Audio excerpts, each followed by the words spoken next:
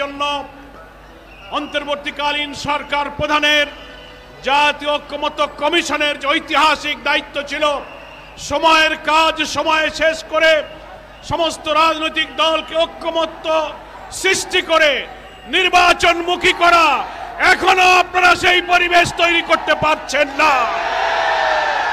কোন রাজনৈতিক চাপে, কোন পরাশক্তির অঙ্গুলি হেলনে জাতিকে আপনারা বিভ্রান্তির মধ্যে ঠেলে দিয়েছেন?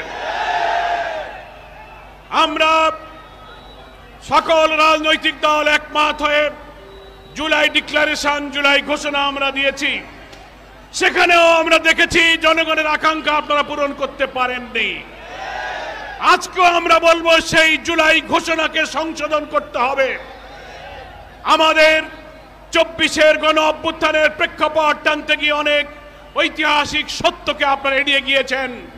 জুলাই ঘোষণাতে শাপলা চত্বরে ওলামায়ে কেরাম ইসলামের জন্য যে কুরবানি দিয়েছেন সেই ইতিহাস আনা হয়নি।